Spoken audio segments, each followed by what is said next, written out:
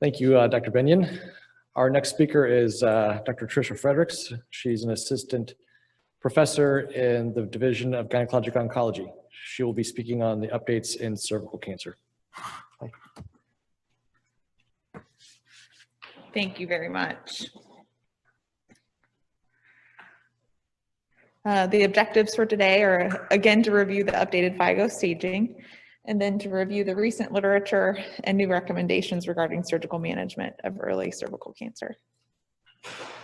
So to understand the previous staging system, it's important to understand that cervical cancer is largely a global disease. So even though there are over 550,000 new cases every year, 85% of these are in developing nations. So as you can see, a lot of the incidence and mortality of cervical cancer occurs in resource-poor environments. So cervical cancer staging previously was clinically based, which was easy to apply in resource-poor environments. So it was based upon physical exam, X-ray, cystoscopy, and proctoscopy was allowed, but CT, PET scan, or surgical findings were excluded. So if you had a positive lymph node on your imaging, you can include that in your staging information. In the last decade or so, even resource-poor areas have adopted ways to assess lymph node status, which led to FIGO updating their staging. So just briefly to run through the changes, stage 1A removed all information regarding horizontal spread. And stage 1B removed information about clinically visible lesions. I believe the 1A in this change is just due to the fact that if you're looking at a cervix, it's difficult to assess the dysplasia or precancerous changes from microinvasive disease. They also added a 1B3 category with new size criteria. The less than 2 centimeter is consideration. You could possibly perform a trachelectomy or just removal of the cervix. Less than 4 centimeters is usually the cutoff where you would consider them potentially a candidate for a radical hysterectomy. Greater than 4 centimeters, we usually refer for radiation therapy.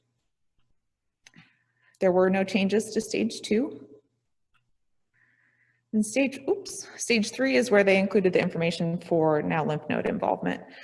I really like this change. It's really simplified communication between providers. So now if I see somebody with a 2 centimeter cervical lesion, but they have a positive pelvic lymph node on PET scan, I can say they're a stage 3C1 as opposed to this is a stage 1B2, but she has a positive pelvic lymph node. There were no changes to stage 4. A good staging system should be able to differentiate the anatomic extent of disease and provide survival information for patients.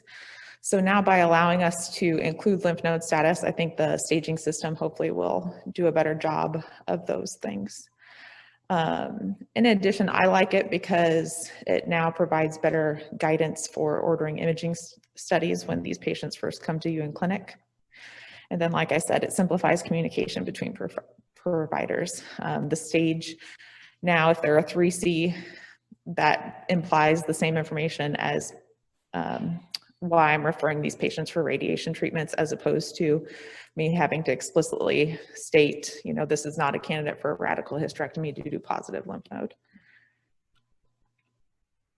Which leads me to the changes in surgical management. So early stage cervical cancer can be treated surgically alone.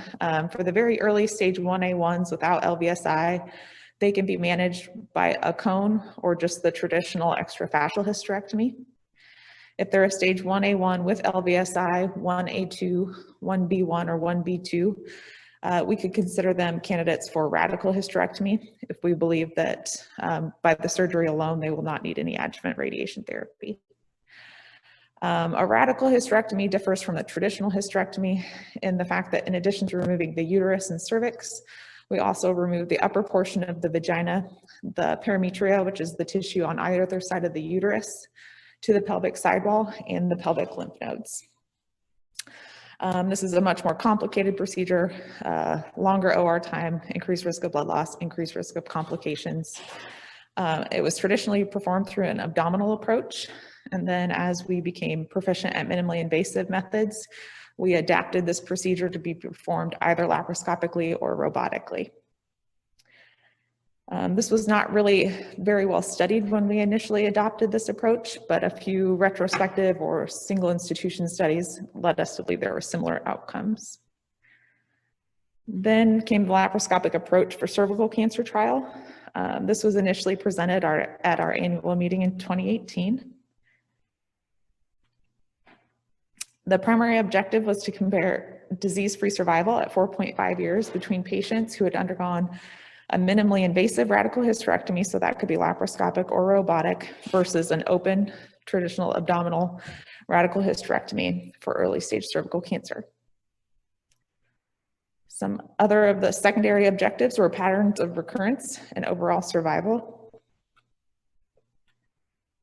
This was an international randomized trial with 33 centers that looked at either MIS versus open radical hysterectomies.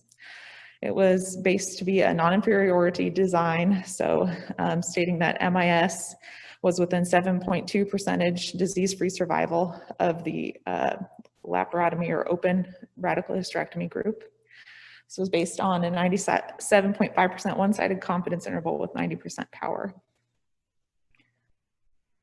The inclusion criteria were squamous cell carcinoma, adenocarcinoma, or adenosquamous of the cervix, stage 1A1 with LVSI 1A2 or 1B1. So this was the old staging system, so all tumors less than 4 centimeters. In order to participate in this trial as a site, the management committee had to review your last 10 MIS cases as a surgeon. So your last 10 radical MIS cases, they looked at your operating room time, your blood loss, your length of stay, and any complications. If you wish to participate in this trial as a surgeon, you had to have the ability to be able to perform the procedure both through open and minimally invasive methods. And you also had to submit 2 completely unedited full-length videos of you performing a radical hysterectomy with MIS methods. Ultimately, this trial was stopped early by the Data Safety Monitoring Committee. So just to review some of the characteristics, the TARH group is the open group. The TLRH, TRRH is the laparoscopic or minimally invasive robotic group.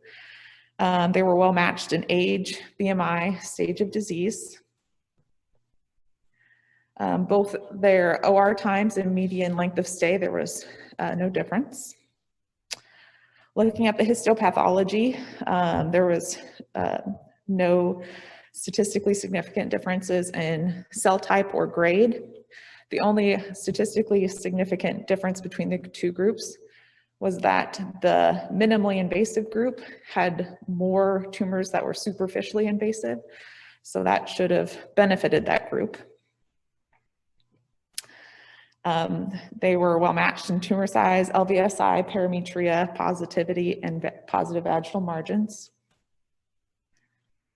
They had the same number of lymph nodes removed, same rate of lymph node positive.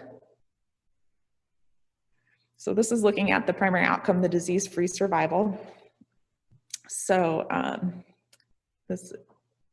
this side favors the MIS group, and this side favors the open abdominal group. This is 0, and this is their non-inferiority boundary of 7.2%. So you can see both the intention to treat and the protocol group, looking at disease-free survival at 4.5 years, was below the non-inferiority boundary, so it favored the open group. And then looking at the Kaplan-Meier curves for disease-free survival, progression-free survival, disease-specific survival, and overall survival. The green line is the open group, and the blue lines are the minimally invasive group, and you can see that all 4 were statistically significant and favored the open radical group.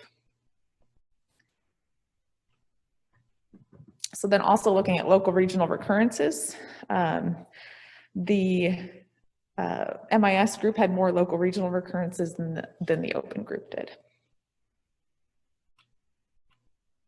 So ultimately, the MIS radical hysterectomy was unable to be declared non-inferior to the abdominal radical hysterectomy due to worse overall survival and recurrence risk.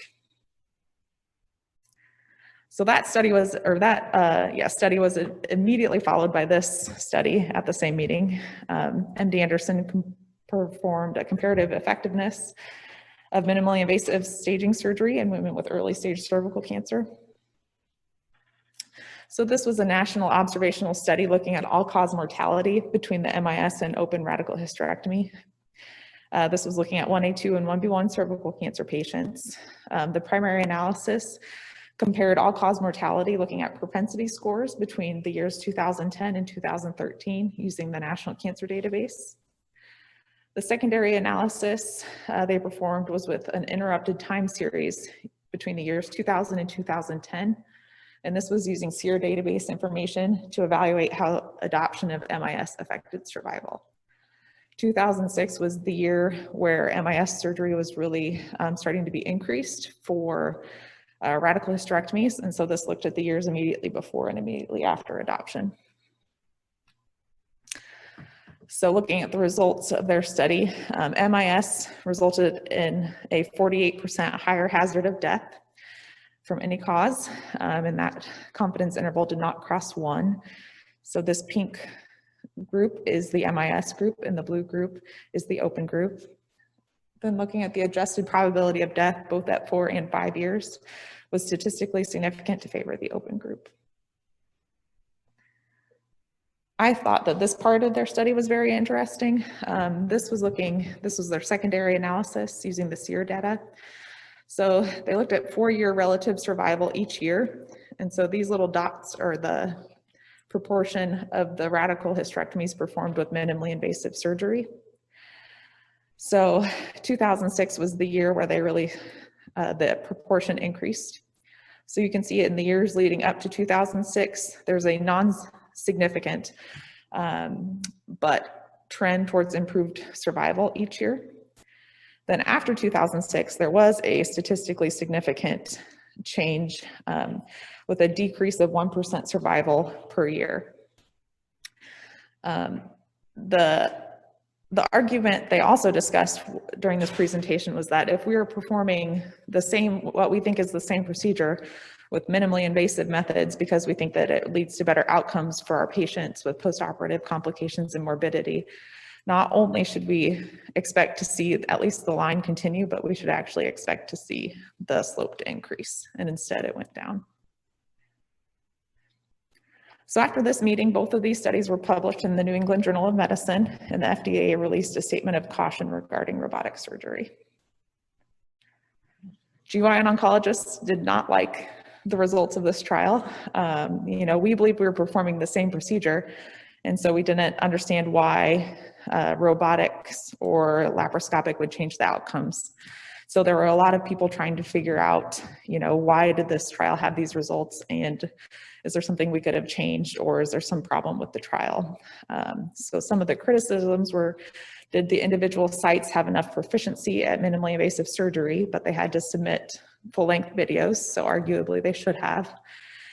And then 85% of the minimally invasive procedures for this trial were straight stick laparoscopy. And so some people wondered, would the results have been different if it were performed in a setting where mainly these surgeries were performed with robotics, like the United States? But again, they had to submit full-length videos showing that they were performing an adequate radical hysterectomy. And then also those countries see a lot more cervical cancer too. So they're, the number of times they perform this procedure is more than we do in the United States. Some people didn't like that the confidence interval crossed the non-inferiority boundary of 7.2%, but a non-inferiority trial's set up differently, so the confidence interval doesn't quite mean the same thing. Stopping the trial early affected the power, and then the recurrence rate was low in the open arm. And then for the second study, people didn't like that it was retrospective data. It was sequential comparisons. They were looking at overall survival instead of specific cancer outcomes, and the follow-up times were relatively short. Then if we do believe these results, why is this happening? Like I said, we think we're performing the same procedure. And so just the method of which we're performing this procedure, why is it affecting the outcome? So some theories are that the carbon dioxide gas that we use to insufflate the patient's abdomen is having an impact on tumor cell growth. To perform this procedure, we place a uterine manipulator in order to help us with visualization. So is some process with that uterine manipulation, is that allowing the tumor cells to spread? And then maybe cervical cancer just inherently has a different oncologic behavior than endometrial cancer, which we perform robotic procedures for all the time. Or maybe we just aren't as good at MIS surgery as we all thought we were.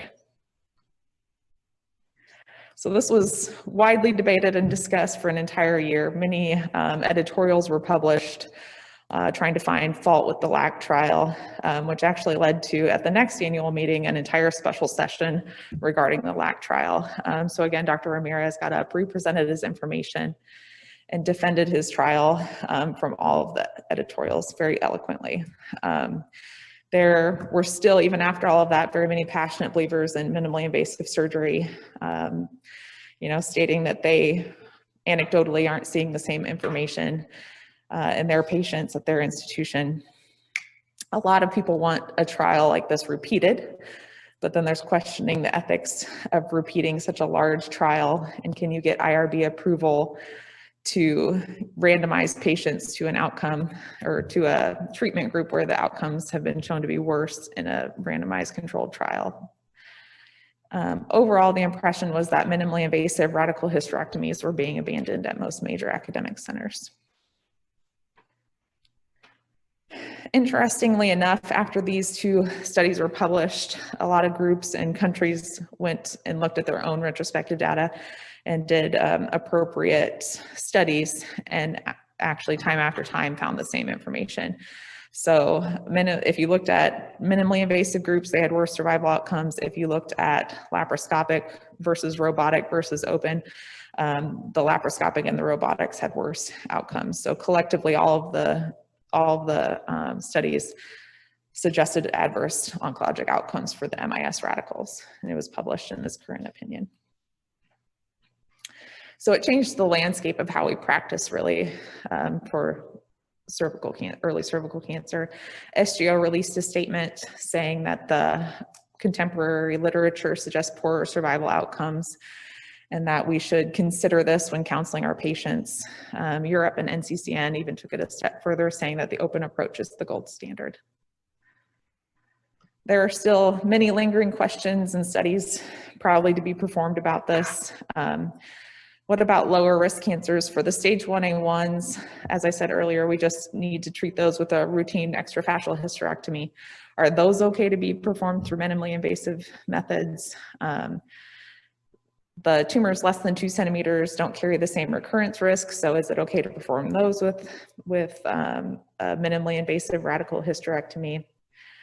There are some subsets of the data that would suggest perhaps, but then it's probably not enough information. We're starting to perform some of our other surgeries through minimally invasive methods without looking further into survival outcomes. So do we need to study performing the same procedures before we really adopt minimally invasive surgery for all of our cancers? Then is there still a role for an MIS radical hysterectomy? It really does. To perform a good open radical hysterectomy, you need 2 qualified surgeons. And so if you're at an institution where you're a solo practitioner for GYN oncology, perhaps then considering an MIS radical where you can really sit at a robot and perform both sides of the procedure yourself. With increasing BMI, it becomes more and more challenging to see everything you need to see and to get adequate margins and a good lymphadenectomy. So in some of the obese patients, is there a role for an MIS procedure? Or what if you're practicing a place without good brachytherapy? Is there then a role if you can only perform this procedure through MIS methods? Would you consider a robotic radical for these patients? Or do we just increase our referrals to radiation oncology if we feel like we can't adequately perform the procedure for the patient? So it's was surprising trial results, and it has resulted in a lot of questions. Thank you.